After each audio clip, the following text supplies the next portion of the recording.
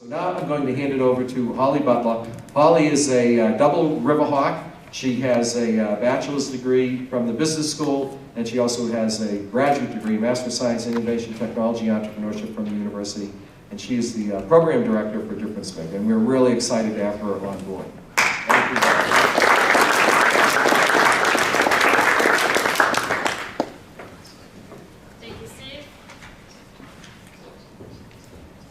Thank you, Steve.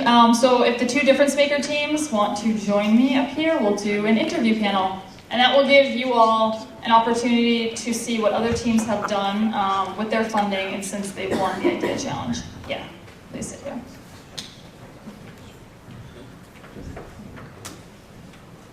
All right. And at the end, you guys will get a chance to ask questions as well. So first we'll start by introducing yourselves, if you want to mention your name, and then your major and what year you started with DifferenceMaker. Hi, my name is Andy Lau, and my major is in Innovation, Technology, Entrepreneurship. It's a master program, and we are in DifferenceMaker in 2014, yeah. So, excuse me, I'm Darren Idens. So I have a BS in IT from UMass Lowell, and I also graduated from the MS-ITE program, and like Andy said, we started with DifferenceMaker in 2014. I'm Mark McGrady. I'm a computer science major. I started with DifferenceMakers last year, I think fall semester. Kind of was in and out during the beginning, then I went full-time in the spring. And right now I'm technically a senior, but I'm on co-op right now, so I'll be graduating next year instead. And I'm Hannah St. George. I am a major in business, concentrating in marketing. And I ended up joining Playable Therapy at the tail end of my freshman year, right after they won their Idea Challenge. Great, thank you very much. And we're going to start with Darren and Andy first. So if you could just tell the audience a little bit about your project, and how you guys get started with it. So basically what ZHUUM is the name of our project. We're basically a cloud-based interface and app platform for restaurant managers, restaurant owners. It's really a restaurant tool that they can use to drive efficiency, to drive table turnover, and that type of stuff for their business. But where you guys might relate is it provides them with a user app that their consumers can use to place impulse orders while they're in the restaurant. They can do pre-ordering, they can do a whole variety of different things, and this helps them also drive efficiency within the business. Awesome. So you won in 2014, you won some funding. So how did DifferenceMaker prepare you for that funding? And since winning that funding, what have you been able to do with it to move your venture forward? So in the DifferenceMaker, we joined tons of workshops for their brainstorming section, their how to build a pitch, which is really helpful because we basically know nothing, like we are from scratch. And then those workshops really help us to build our ideas, to put together a real good pitch, which gives us first funding. And then after the Idea Challenge, we have a mentor program, which help us really help us. Like it really boosts us right now. So to go back to the workshops, on the back of the postcard that you all should have gotten, the workshop series we have is in February. So once you apply, you come to that workshop, the workshop series, and those workshops actually help prepare you to pitch your idea and submit your idea plan. So I urge you all to come to those workshops. And if you can't make it to those workshops, if you have class or you have a job, we actually videotape them. So we upload the video on our resource page on the DifferenceMaker website, and then we also upload the PowerPoint presentation and any materials we went over. So if for some reason you can't make it, don't feel like you're being left behind because we post everything online. And I want to go back to the mentor. So you mentioned the mentor program was very helpful. So who is your mentor, and why has he been so helpful to you and your team? So we've had a few, but the most recent was Mike Cavino with Niche Hospitality. Mike is also a graduate of UMass Lowell, and he actually is running about 7 restaurants, I think, Worcester area out east, and So Mike was kind enough to kind of bring us into his businesses and show how he runs his business for niche hospitality, show us everything that has to do with their point of sale system, what they do for their inventory, how they bring customers in, how they market, everything from A to Z. And what he provided us was actually more ideas. He was very excited. He was totally into it, and he threw out enough ideas where we actually took our product that we had already developed and said, okay, we need to pivot, and we need to go back to basic building blocks and build something from the ground up. So now we have a completely different product strategy, marketing strategy, and we're getting more and more people that are interested in trialing with us. Good, and that's a good point too. So like Steve mentioned, once you apply to DifferenceMaker, that idea may change, your team may change. So don't think that once you apply that you're going to be kind of married to that, through the whole process. So like Darren mentioned, you sometimes have to pivot, you run into obstacles, you got to figure that out. So once again, problem solving. And then, so this might seem like it's a lot of work. So how did you guys juggle school and doing DifferenceMaker at the same time? So we are a little more luckier than most of the people. We are in Innovation Technology Entrepreneurship Program, which somehow give us some knowledge, give us some skills to how to build the ideas, how to be innovative. But it is kind of difficult to juggle, between your own company, your own venture, and study, and eventually working. But it's all come down to time management and priority. If you are committed to your idea, if you're committed to your venture, just go with it. Like, don't pull up. There are lots of distractions, lots of things in your life, but if you believe in something, just go with it, and you get what you pay for. I mean, I don't know. Good advice. All right, so now we'll move on to Playable Therapy. So if you guys can just explain a bit about your project, that'd be great. Yep, so we started off with a project called Connect Ninja. That was a Connect game that we had where it was based off of the party game Ninja, where the goal is to slap the opponent's hand and then you take turns and you try to dodge and then attack. It was a simple game which worked pretty well with the concept of the Xbox Connect. If none of you have heard of it, it's like their competing product to like the Wii's motion control, or similar to the PlayStation Eye, if any of you use that.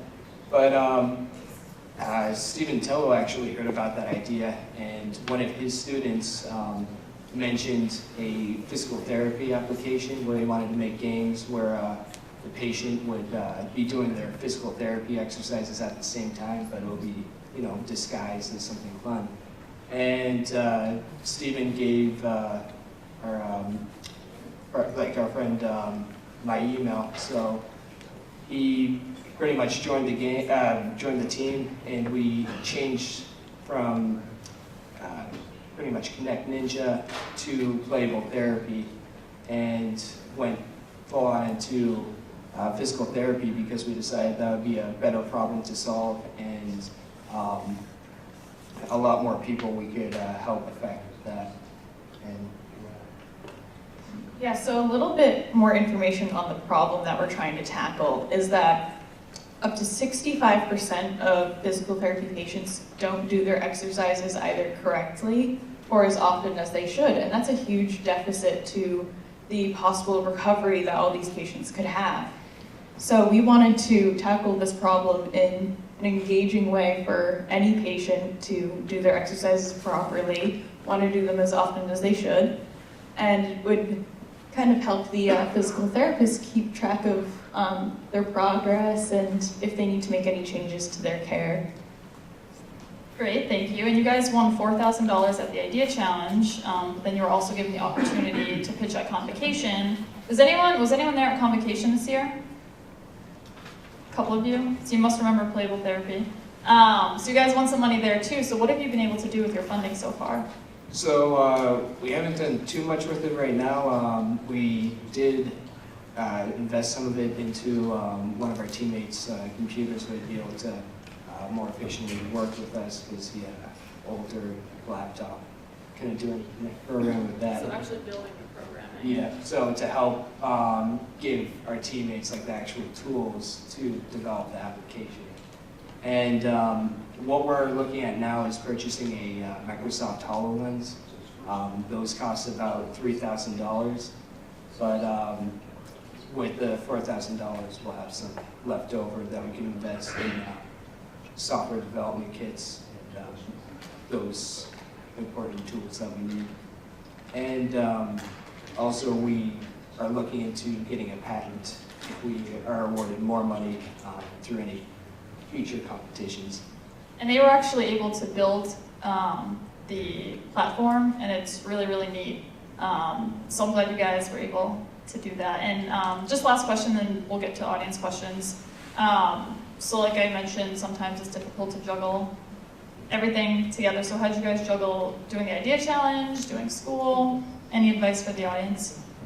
Well, over the summer I started a co-op, so I had to work and work on playable therapy. So mostly during the summer, we worked on the business plan, so we'd actually have like a sort of concise idea of how we're going to actually get this product out to patients.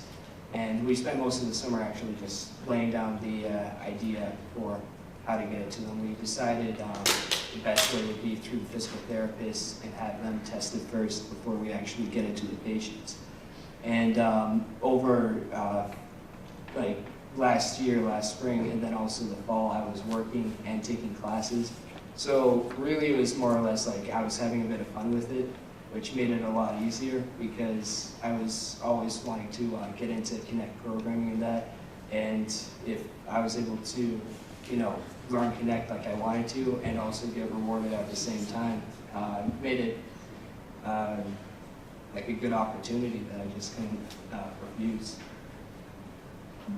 Yeah, so as far as juggling our DifferenceMaker project and our schoolwork and our busy lives, since I myself am a pretty busy person, I actually work for the DifferenceMaker program as a co-op student.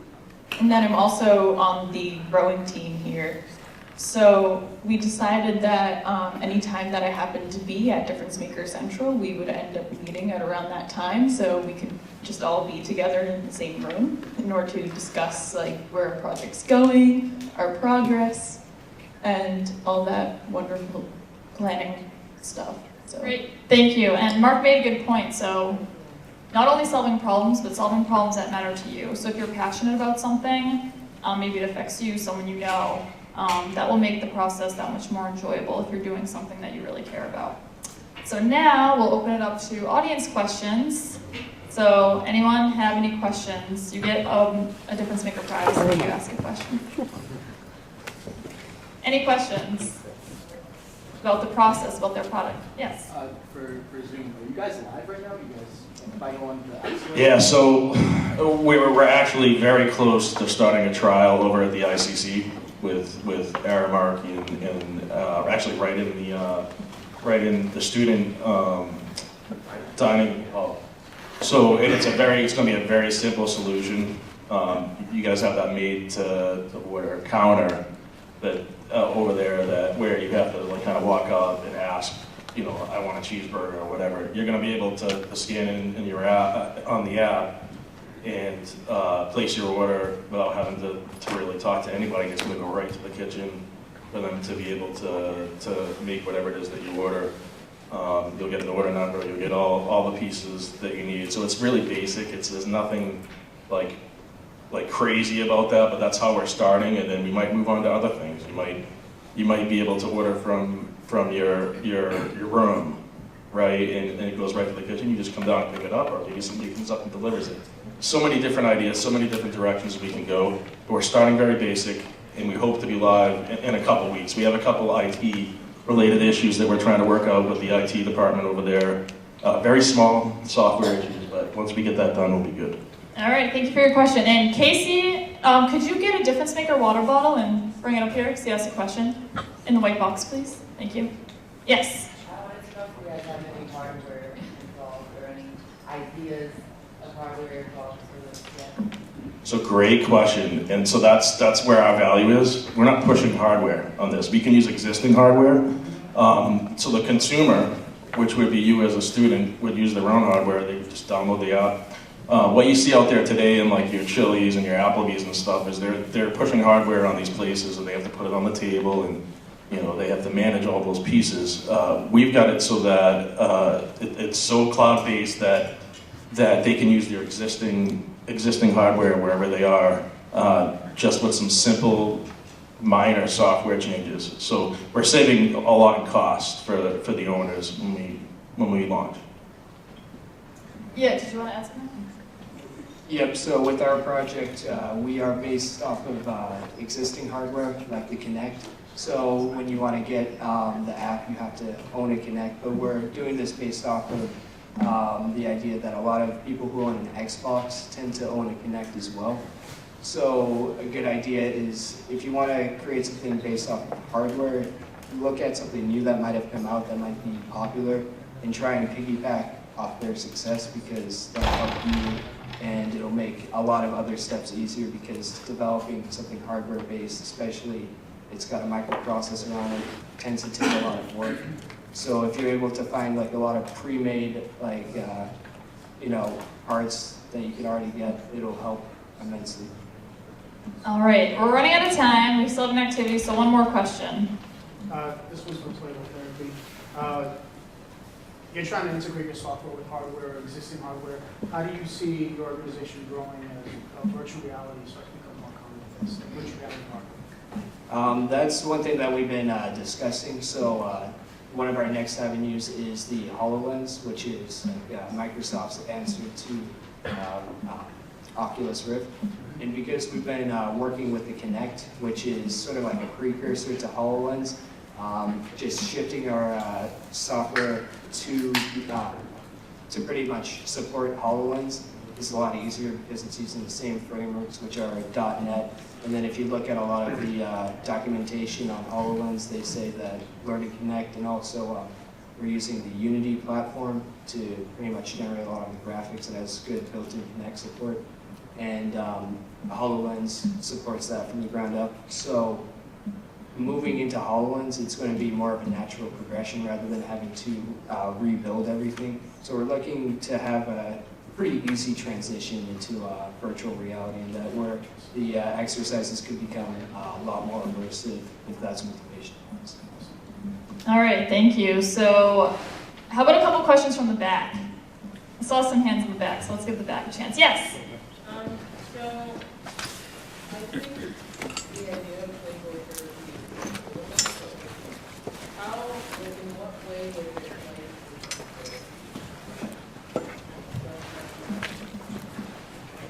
So when you go to a physical therapist's office, usually you're given a sheet with all of the exercises on it. It's usually 2D.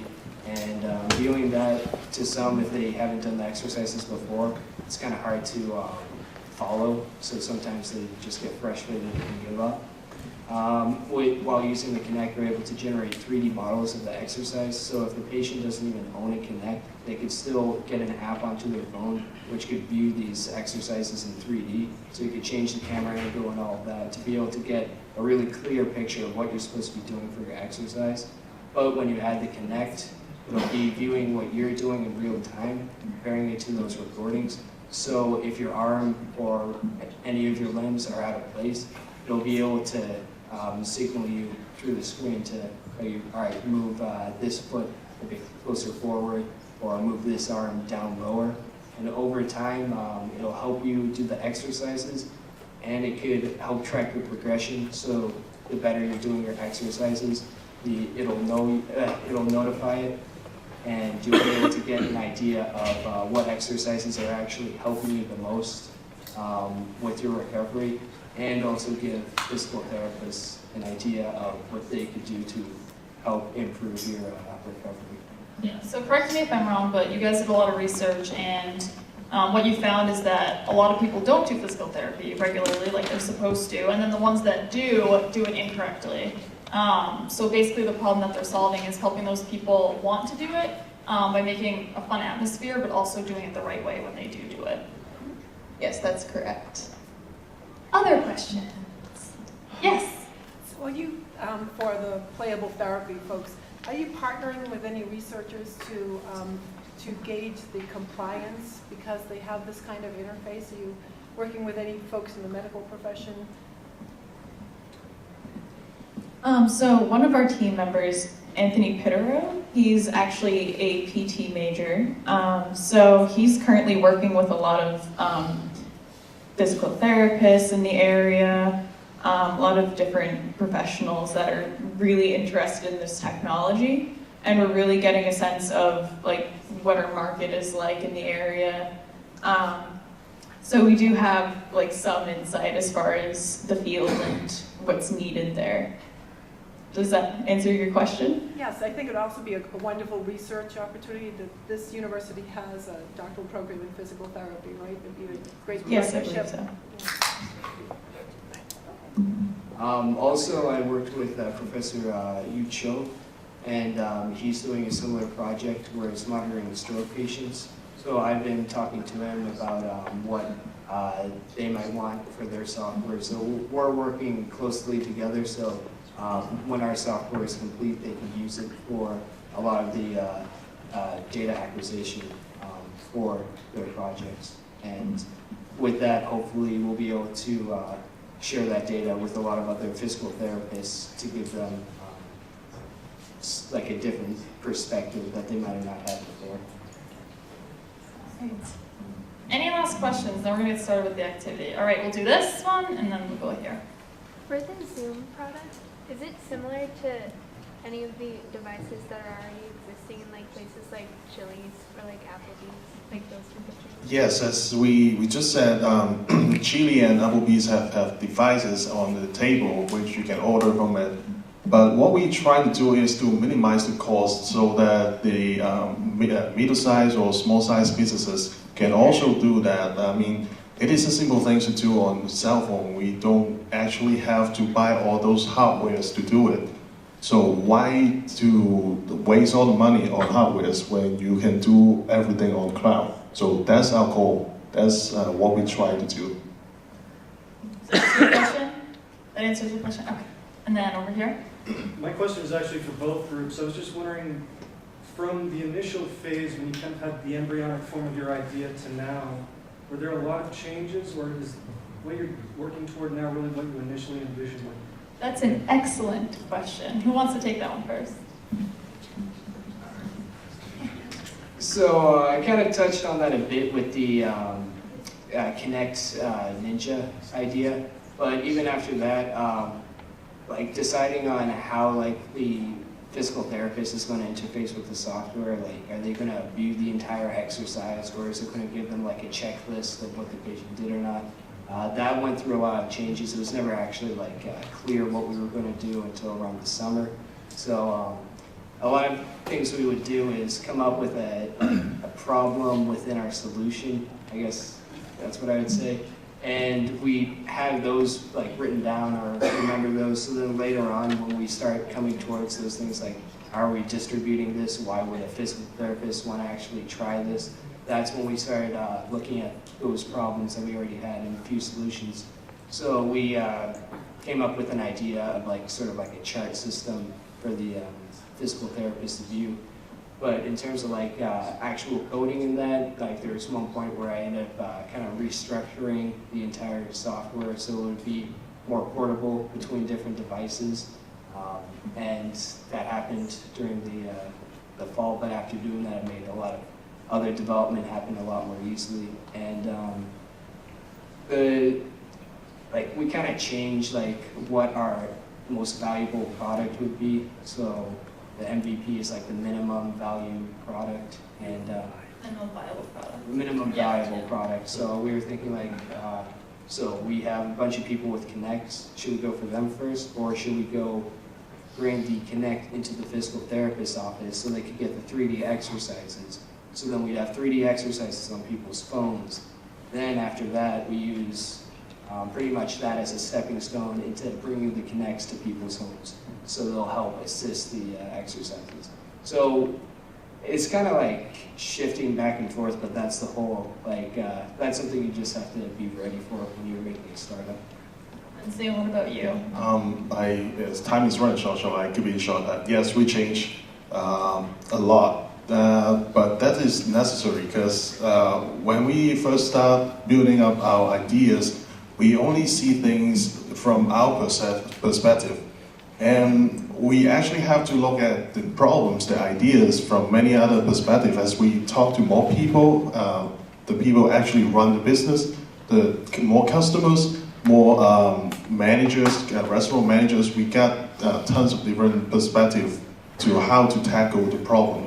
So we change that, we shift a little, we don't change the whole idea, but we change parts of it, we change the model, and I think it's necessary because the world is changing so fast, we have to keep up. Like if tomorrow somebody put up something that will be a great competitor to us, we have to change. So change is necessary, and again, look at things in different perspectives is also really important when you're building an idea. Don't be so stubborn on what you initially think you can tackle the problem. Be agile, be flexible. Good, that was very well put. So I think we're ready for the idea hack part. If you didn't get a chance to ask your questions, both teams will stick around to the end of the event, so feel free to approach them. And I just want to thank you all for your time. I hope this was an enjoyable session. And thank you to both Playable Therapy and ZHUUM.